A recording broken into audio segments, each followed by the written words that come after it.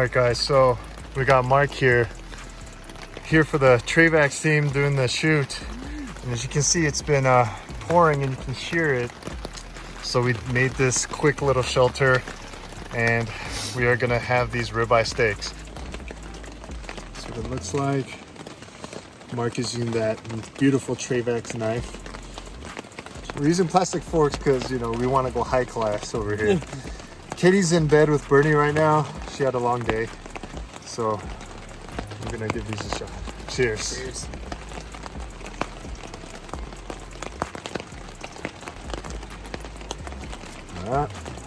Juicy. Doesn't get any better. No. And by the way, guys, if you're not from the Pacific Northwest, this is how you camp out here in the fall.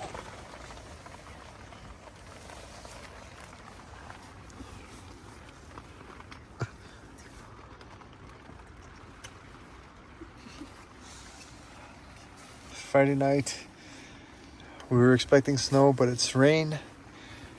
And we are trying to make the most of it and just relax in the iKamper. A couple of design suggestions I would like to mention in the morning. Aside from that, we're gonna just chill and retire for the night. Forecast calls for snow tomorrow morning, so hopefully there will be snow instead of rain. Snow is easier to manage in these circumstances. We'll catch you guys soon. All right, good morning everyone. So it is Saturday morning. It's been raining, so things haven't been really going according to plan on this trip. Last night we came here out to a campsite in Mount Hood. We decided to head out here in the hopes that it would be snowing. That was according to the forecast.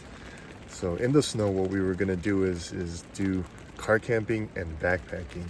Mark is out here and he's actually out here filming us for the Trayvax series. We had to be careful of camera gear and everything filming out here. So we've been very limited in filming as well. So last night we just tried to grill some steaks in the rain. So I tried to light the fire, which somehow we were able to manage doing.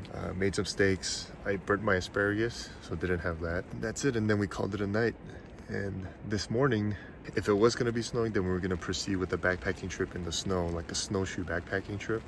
But because it's raining and it looks like it's gonna continue to rain, I think we're gonna have to come up with a backup plan, which is cancel the backpacking trip and then maybe do a car camping trip in a more dry location. So we're probably gonna have to head out to the eastern Oregon side, towards the desert area. I do have some things I've noticed about the tent, some things that I feel could be worked on that I'll mention in a little bit.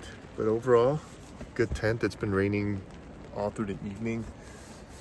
It's still dry inside. There was some condensation on some location parts, but that's just because we didn't keep this ventilated last night. But aside from that, Katie's still sleeping. Where's Bernie? Bernie's sleeping in there as well. So what I'm gonna do right now is we're gonna slowly start to pack things up, see how Mark's doing, see if he's made it through the night, pack up, and I guess head out. So we'll see you guys soon.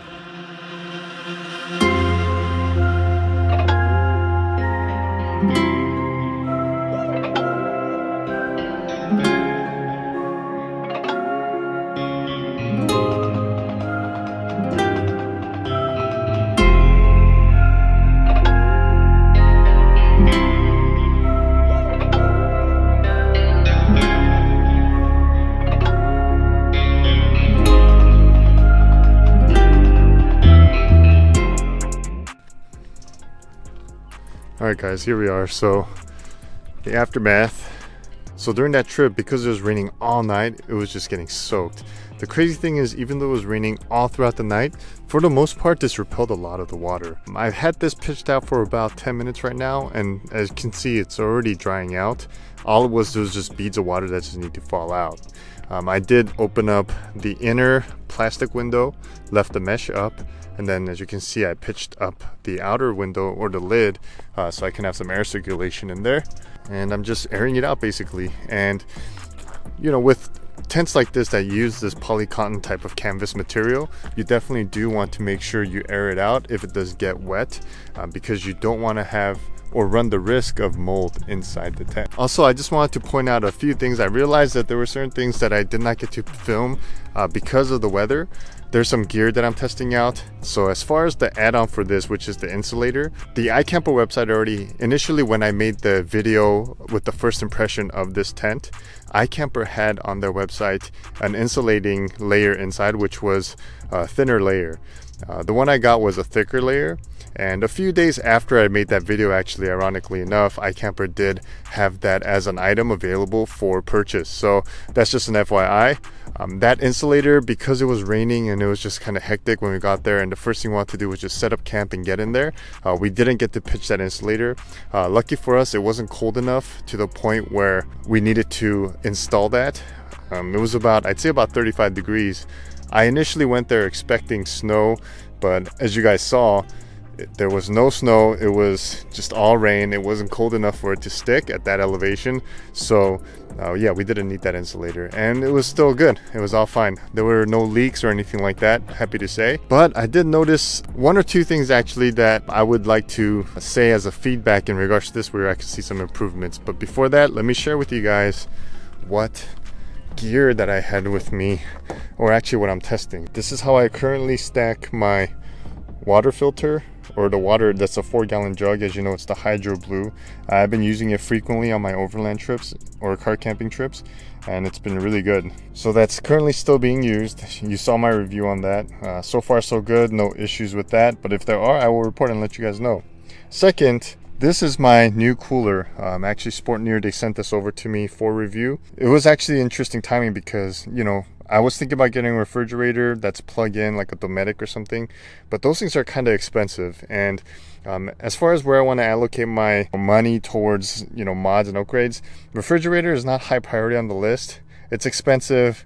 Honestly, I can't really afford something like that at this point with the other things I have going on and planning to upgrade. So I saw it as an opportunity to say, yes, I'll check it out and let you know, give you my honest feedback. A lot of interesting things on this one, actually. I am currently, because I only used it one weekend, I'm not going to give you guys a review on that. I will give a first impression opinion saying that it's actually been able to keep ice in there as ice for 3 days.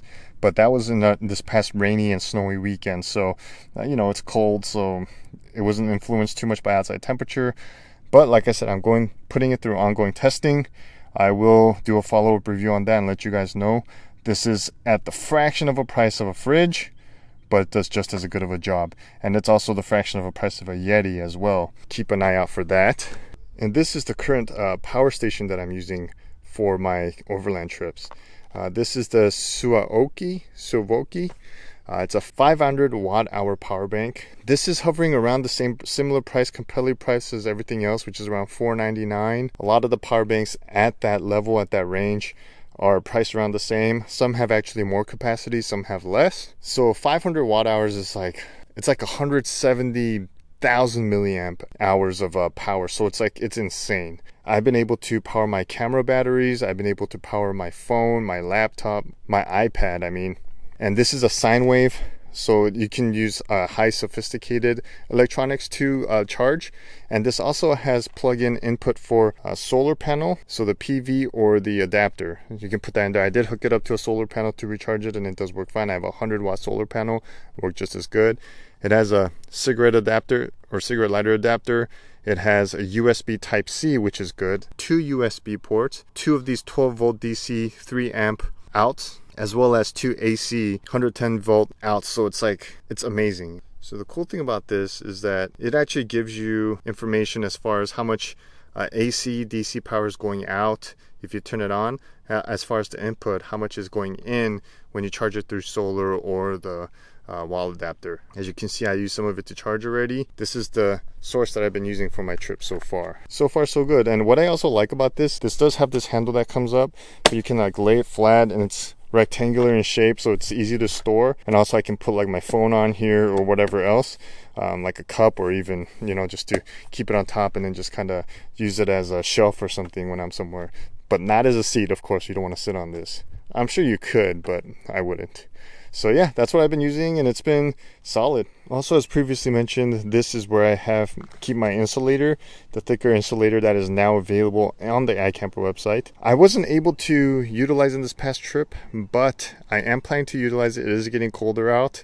I am planning to go camp in very cold environments, so I am looking forward to testing this out. So stay tuned for that. During the night out in the rain, there were a few things that I did observe and notice. One of them was I did notice that there was some condensation buildup inside the wall and in the pole. And that primarily happened because when we got in, we were in a rush to set up our camp and just keep it sheltered, that we did not open any of the vents. As a matter of fact, we even closed out the front door cover, so there was no ventilation whatsoever. So when you're in a cold environment, wet environment, and it's warm inside the tent because, you know, your body heat, you're breathing, there's condensation, it's gonna happen.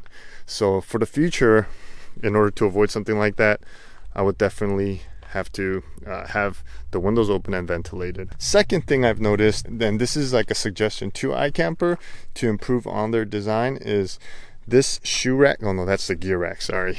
So this is the shoe rack. Now the shoe rack, the way it's situated, it's kind of more in. What that means is when you climb up and take off your shoes, you gotta kind of reach over to tuck it in there. What ideally should be the case is maybe adding one of these rails here, maybe another one on this side, so that when you sit down after you climb, take off your shoes, and you're sitting here and you take it off, all you have to do is just slip it straight down next to you. If it's this way, what you have to do is take off your shoes or take off whatever your footwear, put it in there, and then climb up the ladder. So that is definitely one suggestion for improvement on the design of this iKamper tent. Aside from that, everything else is freaking great. The ladder is solid, the frame structure is solid, the material is great, the rainfly worked flawlessly, no leaks that I could see. Yeah, that's just that for now. And it's going to be continually tested in all 4 seasons. In all types of weather conditions. We're going to bring it out to snow, we're going to bring it out to rain, we're going to bring it out to the desert, in the heat, the sun, the cold, everything you could think of. Mother Nature's going to throw it at us, and we're just going to love it right back. So with that said, let's get back to the wet Edward back at camp. Stop this camera.